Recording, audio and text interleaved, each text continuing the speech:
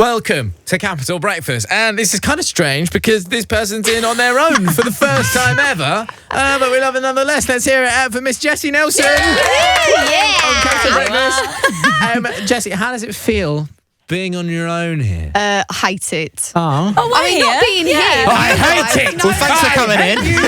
I hate being here. Obviously love seeing you lot, but I honestly don't like being without my girls. I hate it. Feels really weird. Oh, and you've got so used to it now because it's been so long together. They're like my safety blanket. I was gonna say that because I imagine within, you guys are super, super close. Mm-hmm. Like behind the scenes, you texting non-stop. Like, we actually are best mates. I feel like people think we just say that, but we genuinely are best friends. Yeah, for sure. And do you think that it's scary doing interviews alone? Because are there questions or topics that one will cover for the other? Oh my God, absolutely. Jade is the most intelligent person I've ever met, right? So when we get asked really questions that we try and avoid, we just literally go, Jade? Yeah, literally. She can do a diplomatic answer. Yeah, and so that's scary when you're on your own. And so Jade's the one. Let's get out the hard questions. Yeah. You're joining us on a very important week. Yes. People going back to school. Yeah. And we're so happy that you can come in here and talk about all of this today. But firstly, I want to start, how were your school days? So being at school for you, what was it like? Well, I went to 4 different senior schools. Okay. 4 different ones? Yeah. First of all was with my brothers and sisters. Next one was a theatre school. Then after that, I left because I wasn't really enjoying it. Then I went to another school and I got bullied there. Right. And so I had to leave because I didn't enjoy it. And then my last school was brilliant. Yeah. Loved it. Now, what type of pupil were you? Because there was always one, it was when a teacher wrote a report, it was always could do better. Yeah. Oh, that was always me. Yeah, absolutely. What was your thing? Were you I was just a bit of a chatterbox. I wouldn't say I was a naughty child at school. Yeah. But I loved making people laugh. I was that kid at school. So I was sent out a lot. Did get detentions. Got sent home once. Sent home? Yeah. What are you chatting about? Yeah, I know. But I wasn't naughty. Got sent home, suspended, expelled from that school. I was just cheeky. I'd say I was cheeky. But other than that, I tried really hard in the subjects that I wanted to. My teachers always used to write in school reports that I was too familiar with them. Oh, really? What were you doing to your teachers? The way that I was talking to them, it was too familiar. Oh. Did you ever get that thing where they said that you were distracting the other pupils? Oh yeah, all the time. I think that's really funny because it's she's an entertainer. Look, she's made for the stage. Now talk to us because this is a really, really important topic that you've brought in, and I'm so pleased that you wanted to come on here and talk about it as well. Now you've got a big documentary out. Yes. Now talk to me about the documentary. Odd One Out. Yeah. So I wanted to make this documentary because. Yeah, it's basically about the first 4 years of me being in Little Mix and the online trolling that I suffered. And basically it just led me to a really dark, deep depression that obviously I've never ever spoken about.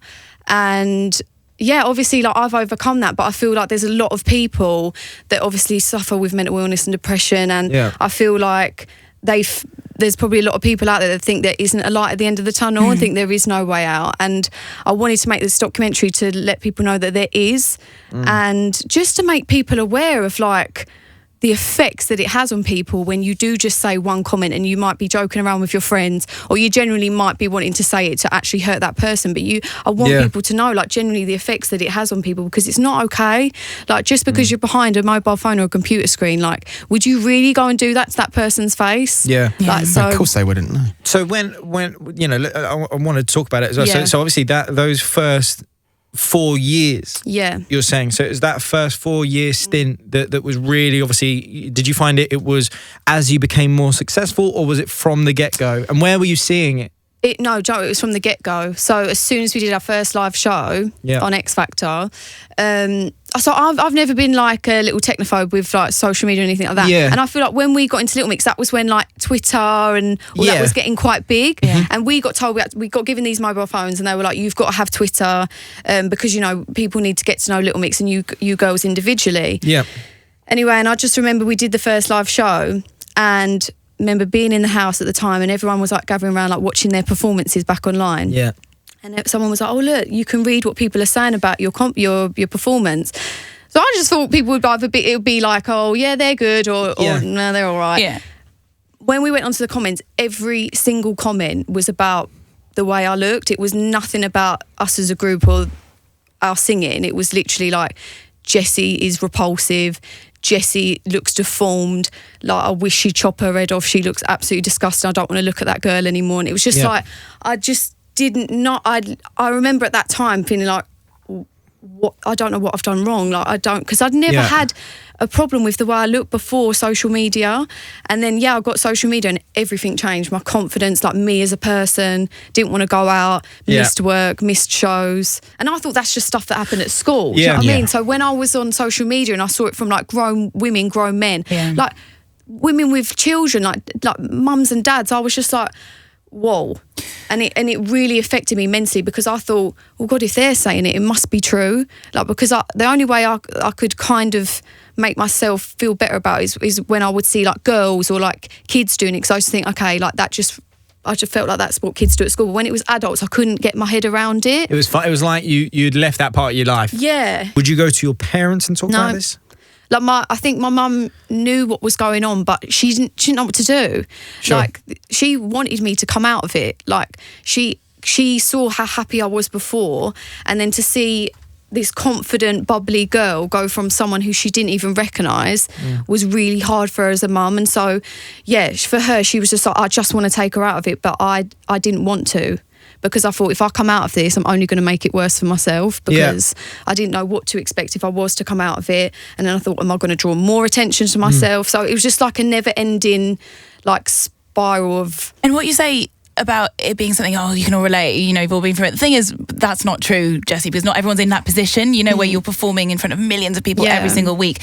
And it's so nasty. It feels like people look at you, and because you're famous and because you've got all this amazing stuff happening in your life, they think you're invincible to it, or like absolutely. It doesn't affect you. What effect does that then have in turn on you, like becoming the woman that you are now, and your mental health and your body image? Well, like, I don't feel like I will ever be the same as I was before X Factor. Because there's a lot of things mentally that I'm still dealing with, but I'm overcoming. But I just think that people don't know. Like, I generally sometimes, like, I used to see like boys or girls like mucking around with their mates, like having a joke about me, and I don't even think that they'd think I'd see that. Right. But it had an effect on everything. I didn't want to go out with my friends. I generally didn't want to go to work. I didn't want to perform on stage anymore, because I just mentally used to think that when I'd be on stage, if I'd see like people in the crowd like pointing at me or whispering, I think they would like saying horrible things about me. Paranoia. And I got anxiety. I had panic attacks. Did you nearly leave the band? Yeah. There must have been a few times where the girls have stopped you from leaving the band. Yeah, but for them it was hard as well. Like, it must have been such a crap time for them as well, because at the same time they're like living their dream. And so to have someone in the band who was like constantly down and depressed all the time, like no, like, you don't want that, like when you're like living your best life. And it was hard for them to like be happy but then console me at the same time. You don't want them to resent you as well. Of course not. And at times I was so jealous of them. Like, I was just so envious of like how happy they were, and I was just like, I just want to know what it feels like to be happy and feel like that, but I couldn't make myself happy. Do you think this is something that's quite common with other artists? Because a lot of people come in and say, you can read 1,000 great comments, but you always pick out the bad ones. Do you know what I mean? Like, do you think absolutely. That's common? I do think exactly what you said. Like, people think you're invincible. And I think people might think you're not going to see it. But it does happen to like people that are not in the industry. And this is like, in the documentary, I meet so many like inspirational, amazing people that have like gone through the exact same thing as me, and they're not even in the spotlight. So this is why I wanted to make it, because I just honestly think people don't even know the effects that it has on people. When did it become okay to just be so nasty to people that you don't know? I can't get my head around. Why would you even want to do that? Like, I cannot get my head around as to why you would see someone on telly. Like, don't get me wrong, I know that everyone in their own home, when they're watching telly, like, will say stuff about people, but that's fine. You're in your own home. That person's never going to know what you've said about them. But to actually pick up your phone and go, do you know what? I'm going to at them and I'm going to make sure that they see it. Like, why would you ever want to do that? But there's a lot of like shocking things that people don't know in this documentary that's going to come out. And I've met some people, and I think it's going to shock a lot of people, and I really want for people to watch this and think, even if it just changes two people's mindsets, and to think, I'm never going to ever write anything nasty again online, then I feel like I've done my job. Are you talking to the trolls themselves? I did, but then we couldn't use it. They told you not to use it? Yeah. But a lot of people that we tried to get in contact with that obviously trolled me online were like, no. Cowards. Yeah. Do you feel that sometimes, and I see you girls do it, and I see artists like Ariana Grande doing it, where they'll spot their fans because they have such a massive fan base online. Mm-hmm. If the fan base go for someone or something like that, then you girls will step in and say, or message or tweet or whatever, saying this is not okay. Yeah. Do you think that's something that more artists should do? I mean, in terms of like, if they see their fans attacking someone or like... of course. I think we've got this huge platform as artists, so why would we not use that to like make people aware and like teach kids like that isn't okay, like that's not okay to bully people. I think more needs to be done in schools. I think we need to talk about it more in schools, because I don't know what it was like for you, but like for me growing up as a kid, I never had social media. Like my phone just had Snake on it. Like, you know what I mean? And I was going out knocking for my friends, and like I can't imagine that kids do that now. Do you know what I mean? Like kids are just obsessed with their phones. Like and Leanne's mum's a school teacher, and she said like kids are just always on their phone in classrooms. Like if I was on my phone in class at school, I'd be out. Could be confiscated, wouldn't it? Yeah. So God knows what that must be doing to their confidence and for them mentally, like growing up with that now. So I think us as artists, we have a responsibility. I think schools have a responsibility. Parents, like we all just need to like talk about it more and let people and just make kids and everyone know that that's not okay. Like it's not okay to do that. I always think it's very difficult now to safeguard things in terms of like, whether it's a pin on a phone or whatever. Listen, a 3-year-old can unlock an iPad. Yeah. Do you know what I mean? Like people like yourself coming out and saying that it's not okay. You have a lot of influence on those people. Yeah. That potentially, we don't know, but potentially are writing that type of stuff. Yeah. I think it has to stop from the person that wants to do it. Do you know what I mean? Yeah, and I think stuff like this kind of helps that a lot more than someone writing a passcode or someone or Instagram introducing a new feature. Course. No, mate, massive, obviously respect for coming in. I think it's amazing, like your biggest girl band in the world, and the fact that you're using your platform to talk about things like that. I think it's incredible. Thank you so much. People that are struggling with similar issues, what coping mechanisms did you use, and how can you? I mean, you've got to talk to someone. You have to. Like that's what I didn't do, and that's what made me worse. And then, like even just making this documentary, like I've literally feel like a completely different person. You exercise it a bit. I couldn't even talk about this subject without crying.